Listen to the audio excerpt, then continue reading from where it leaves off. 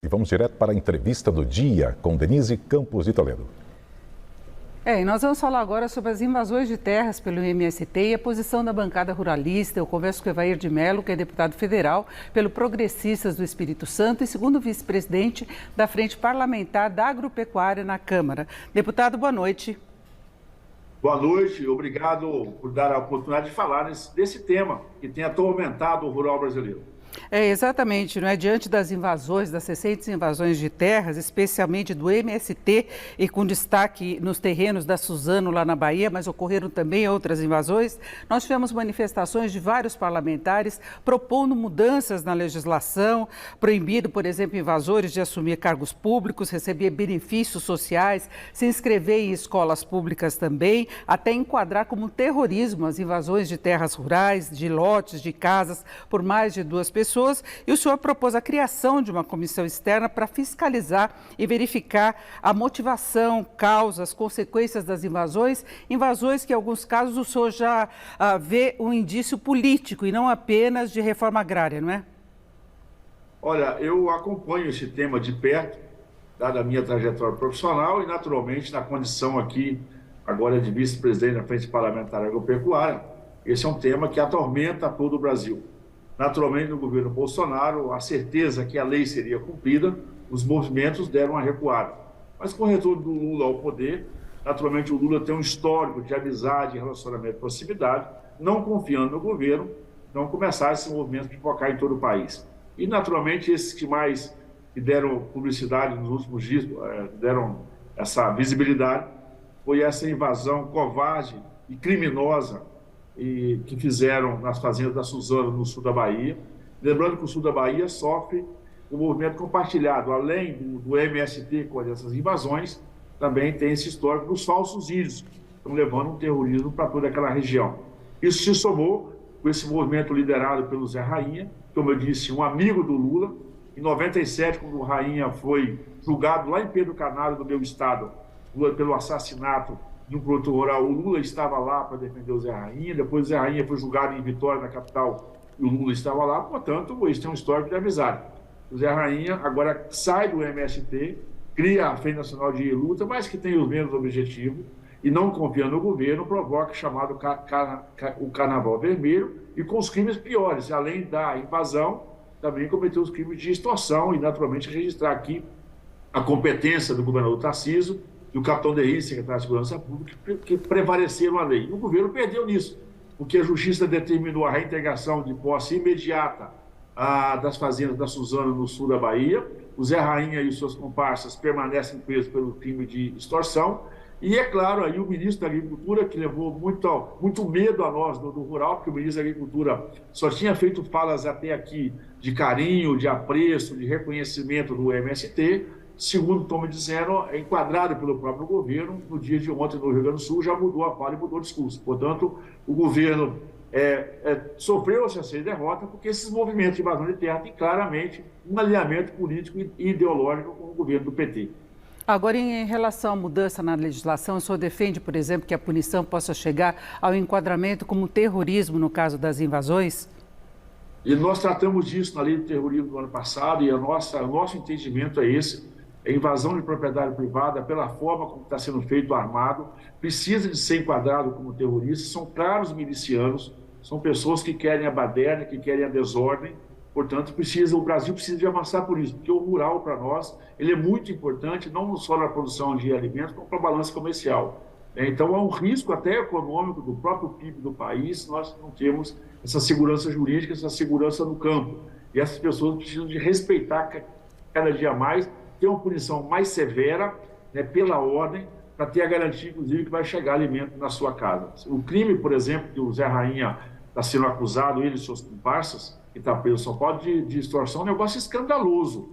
Isso, se fosse em outro país, a punição seria até um pouco mais severa do que só prisão perpétua, porque a extorsão à luz do dia é um negócio vergonhoso você imaginar que pessoas aliadas desse governo cometem esse tipo de crime. Portanto, são milicianos, precisam ser enquadrados como terroristas, aumentar a sua pena e a todas as punições. A pessoa tem que ser, na verdade, tem que ser retirada e banida de qualquer acesso a serviço e oportunidade pública que o país possa oferecer. Agora, deputado, nós tivemos casos diferenciados de invasões desde o começo deste ano. Foram 10, o senhor citou até o estado de São Paulo, mas foi São Paulo, Paraná e Rio Grande do Sul. Foram 10 invasões. Nós tivemos nas terras da Suzano, na Bahia, tivemos uma outra em Jacobina, em que a Justiça determinou a desocupação, inclusive com uso de força, e houve uma situação de conflito na região. Então, são casos diferenciados. Em relação a Suzano especificamente, hoje houve uma reunião entre a empresa, representantes do MST e o ministro da Reforma Agrária, o Paulo Teixeira. Eles marcaram uma nova reunião entre eles, uma tentativa, uma mesa de negociações, porque a justificativa para essa invasão do lado do MST teria sido o não cumprimento integralmente de um acordo que foi formalizado em 2015. Então, por isso eles teriam invadido. Então, é um caso diferenciado. Tem os outros. O senhor citou a posição, por exemplo, do ministro Carlos Fávaro, e ele citou em um evento, inclusive, a prisão do José Rainho, como um exemplo de que não se concordaria com esse tipo de ação de invasão.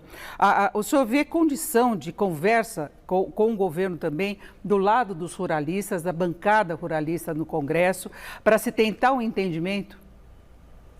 É preciso deixar claro que nada justifica a invasão.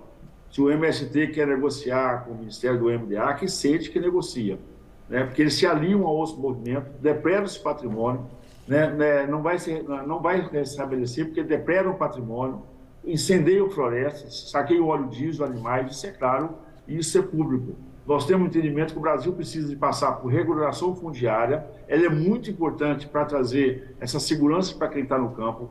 Nós precisamos de continuar com a titularização de terras que foi iniciada no governo Jair Bolsonaro, mais de 400 mil títulos de terra, porque os assentados no governo passado não tinham título de terra. Nós entendemos que, para o bem do rural brasileiro, nós precisamos de avançar com essa titularização de terra e vamos discutir, sim, em terras, por exemplo, o programa Crédito Fundiário, um programa extraordinário, né, onde o governo pega uma propriedade, pega as pessoas que têm aptidão e vocação para a terra e faz esse assentamento. Então, assim, tem inúmeras formas de permitir que quem quer ter terra possa ter a sua terra como política pública, com entendimento do setor produtivo. Nós somos parceiro e aliado para boa, justa e correta e legal o uso da terra brasileira, mas repúdio total dessas manifestações, tanto de extorsão quanto de invasão de propriedade. Esse é o nosso repúdio. E nós, da Frente Parlamentar Agropecuária, estamos aqui dentro do Congresso para fazer um bom diálogo para que o rural brasileiro seja pacificado, invasão em hipótese alguma.